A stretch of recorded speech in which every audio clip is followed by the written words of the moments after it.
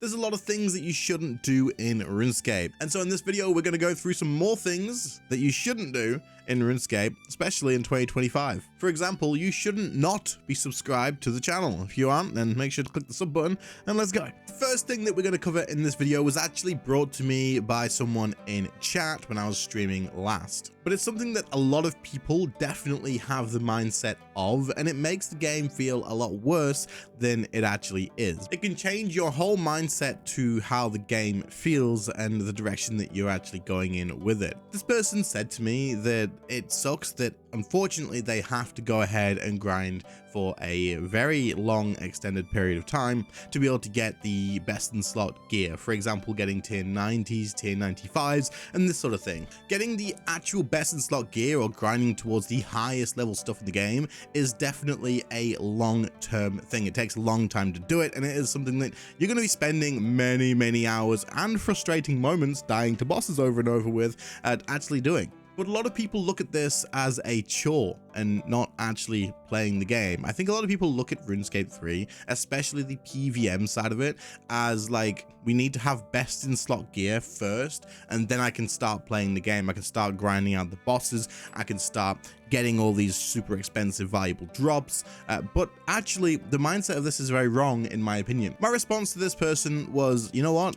Don't wish that time away. That is the time for RuneScape. That is RuneScape's PVM sort of content.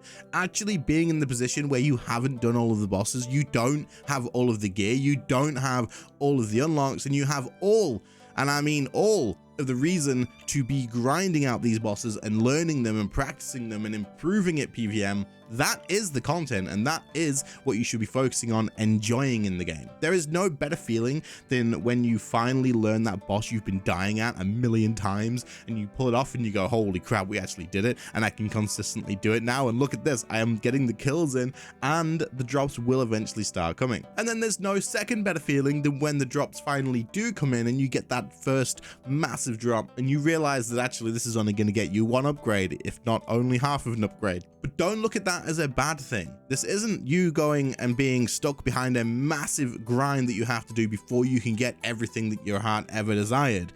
You want to look at that as the actual gameplay, because trust me, when you hit a point in the game where you have everything that you want to have, for example, I got best in slot magic gear and I got best in slot necromancy gear.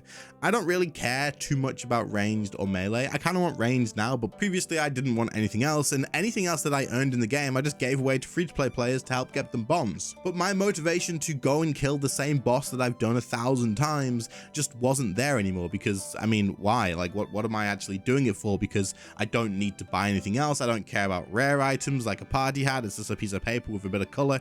How many people are sat there thinking, oh bro, how dare you insult my party hat like that? No, but really, to me, there's just a little bit of colored paper on your head. Like, I couldn't care less about a party hat. There was just nothing else that I wanted to actually achieve in the game at that point in time. Right now, I have a ton of other things I want to grind towards, and having those reasons is what makes the game fun, having the actual goals to work towards. So if you are actually in the position of having a massive grind ahead of you to get unlocking all of the gear, trust me, that is the best content in the game, especially if you also have to learn all the bosses as well.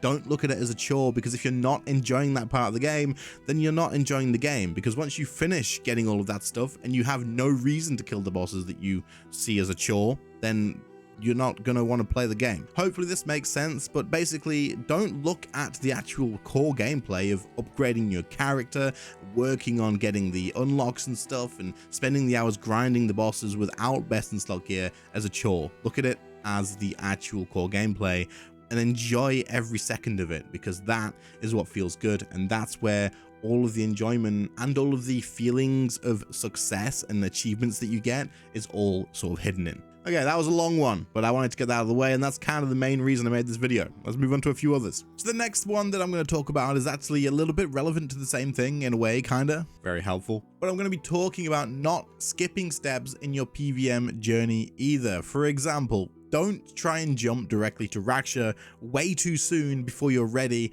when you probably should be killing things like Vindicta or the Arglacior, or maybe you've done those but only like a few times and you're thinking, okay, this boss is boring, it doesn't have this massive 500 million GP drop that also has an option for like 1 billion GPs or whatever, and I want to be killing these bosses. The amount of times I see somebody jump to something like Raksha, or try and do something like Raziel, or try and do something that has a really expensive drop in them when they haven't done the previous stuff, and it's very obvious that they haven't either, is very, very common. People will send me something like a video on Discord and ask me to take a look at it and to like see if I can coach them through and help them get a kill here and there. And sometimes it's very far away, which is, by the way, this is not like a dig at those people. Everyone has to start somewhere, bro. I used to use a full yak of Saradomin and Bruise and Nex. Yeah, like you, everybody's been in that place, and I shouldn't have been doing Nex. Yeah, that's the point. I was trying to do things before I was ready. Don't do this. Don't skip the progress ladder. You want to start probably in God Wars Dungeon 1, then God Wars Dungeon 2, the Arglacior in normal mode with 1 mechanic, 2 mechanics, 3 mechanics, until you reach all of them comfortably, and work your way up. And yes, it may look very, very enticing to see a 500 million GP drop behind Raksha, but if you are not ready for it, not necessarily gear-wise, not just gear, and if you have tier 90s, then technically, yes, you should be able to do Raksha, but it's going to be experience and skill-wise as well. And I don't mean skill experience, I mean like experience killing things and knowing how to use your abilities correctly, knowing how to use damage correctly, knowing how to use prayer switching, positioning. All of these sort of things are really important, and I've mentioned this in the past video, actually kind of recently.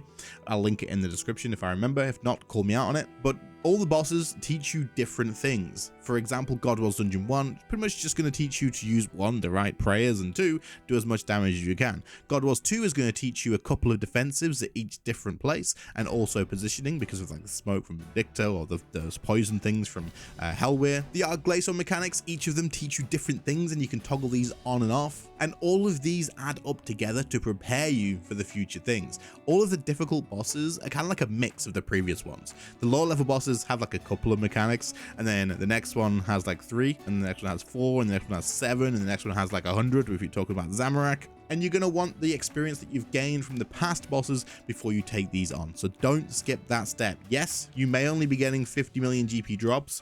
Chances are you probably are actually making a massive increase to your bank by getting those if you're doing it in the right order. But if you somehow have loads and loads of gear, but you haven't got the experience, still just practice on the low level bosses first, build up your personal experience with PVM, and then move on to the ones when you're ready. 1, you get the experience of learning every boss in the game, because that's super exciting, but 2, you're not spending hours on end throwing yourself at a brick wall and dying before you're actually ready to do so. Eventually, you're going to want to throw yourself at a brick wall. I'm doing it at Vorkath right now, but I'm ready to learn Vorkath, so it's the right brick wall for me to be throwing myself at. Following on from that one is actually something relevant to the same idea, but for skilling. I am doing this right now. In fact, I'm looking at my character, and this is where this has come from, and I'm about to change it because, bro, what am I doing? If you're going for long skill XP grinds, I'm doing mining right now. Don't be lazy and not get the upgrades that you want to get to save yourself time. Like I am right now, I'm using the Primal Pickaxe +5, but while this is best in slot for tradable, I'm going for 120 mining. I need to go and get the untradable, the augmentable versions. I need the Pickaxe of Life and Death, and I'm going to use this video as my push to go and start that off. In the background, while I'm talking about the rest of this, you're going to see me working on actually getting that, so you could see that I actually am doing it, and I am sticking to what I'm saying. It is 100% worth your time investment unlocking these sort of things, rather than being lazy like I've done for all of my time in the past, and just using the stuff you can get access to with no effort. You're going to save time in the long run. By the time you've unlocked this, if you're going for long grinds like 120, in fact, I would suggest doing this as soon as you can anyway, whether you're going for 120s or 200 mils or not, because these will all be worth it in the long run. Now, this is obviously not just for mining, this is for everything else as well. If there's anything that you're working on and you are putting off like a easier or time-saving way because you just don't want to do like the hour of unlocking something like a better pickaxe or a mattock or a hatchet, that sort of stuff, go ahead and get that unlocked. It will take a little bit of time for sure, but compared to the time that it will probably save you and the resources that you'll probably get in some situations, like extra money from selling the materials off, or saved money if you're going to take that material and then use it for other skills as well, it'll very likely be worth the time that you spend doing it. There's a reason they're in the game. There's a reason that everybody else has them. There's a reason that I don't have them, because it takes time and effort, but it's definitely going to be worth it now. So don't be like me for the past 10 years. I literally have best in slot nothing in terms of skilling. Best in slot nothing. That's going to change, and I will have these very soon. Now, I mentioned this in the past, and I'm going to quickly mention it again because one, it's important, but two, it helps me spread the message that if you are looking for a clan, you definitely should get in one because it gives a ton of benefits for you. And also, conveniently, and the reason I'm mentioning this is we do have some space at the moment, as I've just cleared out a lot of inactives from the clan, as I am back to being very active myself, so I want to work on the clan and get it all grown back up again. So if you are interested in joining a very awesome community of players, then either chuck me a DM on Discord and I'll invite you to the clan when I can, or join as a guest and just ask anybody in there for an invite. Everybody is welcome, any time zone, any level, whether you're a free-to-play player, whether you're a member, it doesn't matter. If you want to do PVM, if you want to do skilling, if you just want to talk. But clans offer a ton of benefits, so to make this one of the points of the video, I suppose, don't be that person that doesn't join a clan and get all those benefits and also isn't part of an awesome community, because it does make RuneScape a hell of a better place if you surround yourself with people who are also doing the same things as you, but also just have people to give you that grats when you get a drop, or to be able to fire off some questions if you ever have any, that sort of stuff. Anyway, because I've mentioned this in the past, don't want to spend much longer on it, but there you go. Next up, don't be one of the 57% not subscribed to the channel. If you aren't subscribed, or you think that you are, check and give that button a click. It helps me out a ton. I'll definitely do my best to make it worth it for you. Okay, back to the video. Next, again, we're going to be returning to combat. Shocker, because that's pretty much what I do in the game. This one is a little bit important, especially right now, because combat's fairly well balanced in a way. Like, I think ranged is still technically meta, and necro is second, I think, and then melee, then magic, possibly. I don't know, it's just my guess off the top of my head. There's a reason that I don't actually know fully right now, and that's because I don't obsess over the meta anymore. Now, keeping up with the meta is kind of important in terms of knowledge if you are working on grinding out very specific achievements, or you want to work on a boss where something is way outperforming a different combat style and all of this sort of stuff. But as someone who is just working your way up through PVM, for example, you probably don't want to obsess with the meta always. Now, if you're initially deciding like, right, I have this much money, I have no PVM gear right now, which PVM gear should I actually start with, then working out the current meta might be worth it. Now, by meta, for those of you like, what the frick do you mean by meta? What I mean by that is what is the best or the most optimal combat style to use in the majority of places. What combat style does the most damage currently? What is in the most advantageous position in the game? People will usually flock towards the most strong combat style in the game at the time. Now, if you have tons of money, or if you have unlocked all of those combat styles, then you absolutely wanted to be swapping between them depending on one, where you're going as a boss, but two, whichever combat style is the strongest, because that's going to be the most efficient and it's going to be the most like bang for your buck, right? But if you don't have enough money to just jump between them, and you've just invested all your money in magic, for example, because hey, I just really liked magic, and then you find out that, oh, ranged is actually far better in the meta than magic is. In fact, magic is just absolutely getting crapped on, which later in the year is apparently meant to change, I freaking hope. Don't immediately just sell all your stuff off and then change to whatever the current meta is. The meta in combat changes quite often. Now, granted, it actually hasn't changed for a while now. I think ranged has been at the top for a decent amount of time. Necromancy came out and absolutely was at the top for a little while, and then ranged took it back again. But Jagex will change the meta combat style whenever they feel like, and there's no warning for this except for maybe something like a big release in terms of a boss drop or something like that. But when you have a boss coming up, for example, we know we're getting magic gear in the future, this also doesn't necessarily mean that magic is suddenly going to be the meta.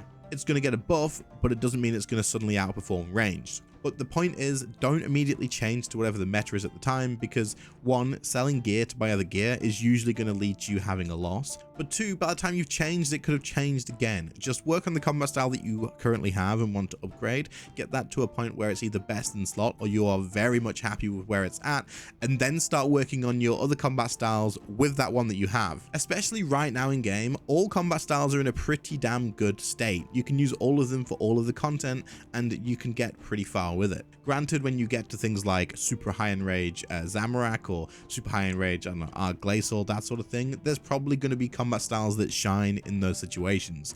But for the average player, the people who aren't doing 8k Zamorak plus, you're probably going to be okay with your favorite combat style. So don't get sucked up with the combat meta too much, but if you are looking into specifically completing like all of the combat achievements, maybe you're going to want to work on a combat style for a certain boss or achievement in that. However, like I say, don't sell your stuff so that you can move on to the meta, because by the time you do that, perk it all out, learn how to use it efficiently, it could have changed and you're immediately going to be selling to go back again. Work on unlocking all the combat styles, but pick your favorite one first, in my opinion, and then go from there. And then for this last one, this is one that I had to learn the hard way myself. Do not force yourself to play this game if you are not feeling it. Now, the reason I force myself to play the game a lot is obvious. I'm a content creator, and if I make more videos, if I stream more, then it is better for my channel. But I got to a position where I just wasn't enjoying the game. You need breaks from RuneScape sometimes. Sometimes you just need to take a break to be able to come back and enjoy it even more, especially if you've run out of things that are driving you to play and enjoy the game. This relates back to the first point where don't like wish away the beginning bit or the grinds, because that's the reason to keep playing. Now, probably about last year, I reached that point and I didn't give myself the break that I probably needed. Now, I didn't give us a break from making content because I love making content for you guys. I love making videos. It's actually the most fun part for me to play RuneScape. Making videos like this or other random videos is what keeps it enjoyable for me. However, I was still streaming most days as well, and it was a very monotone, repetitive loop that I just didn't really want to do anymore. But I did it because, well, I have to. It's good for the channel. But recently, I realized that, you know what, I should probably take a break. And I didn't stream for, I think, about 3 to 4 months. There may have been like one in the middle here and there because, you know, I probably had the itch to do it. But sometimes you need to realize that if you have no motivation in the game, you really are just logging in and not really doing anything, take a break and then come back to it whenever you feel like it. There's many other games to play as well. I'm not telling you guys to quit RuneScape because you shouldn't, because, you know, guys, stay. I need you guys to stay. But also, it is good to balance it with something else as well. This isn't the only game you can enjoy. Don't be stuck here if you aren't feeling it. That way, if there's ever a period where there's a bit of a dry spell for content and you're not really feeling the recent update, you don't have to feel bad about it. Hey, I'll just go play this other game for a month or a couple of weeks, and then when next time there's a big update, I'll pop back and play the hell out of the game again and have a massive drive for it. This can definitely revitalize your love for the game, as right now I have a motivation like crazy. I mean, in the previous point, I was literally going and getting an upgraded pickaxe. What the frick, man? Like, I would never have done this in the past. So don't force yourself to keep grinding it out if you're not enjoying it. Take a bit of a break and then come back to it when you're feeling the itch again. We can also bundle this in with another one that I've mentioned in the past, but I'm going to bundle it together. If you take a break, do not give everything away. If you think you're going to be quitting the game, stop. Don't give people all your stuff, because eventually you're going to get that itch for the game again. You're going to come back and you're going to think, oh no, why did I give my entire bank to my friends that no longer play now either, or to just some random person that I don't know? Oh no, this is not good.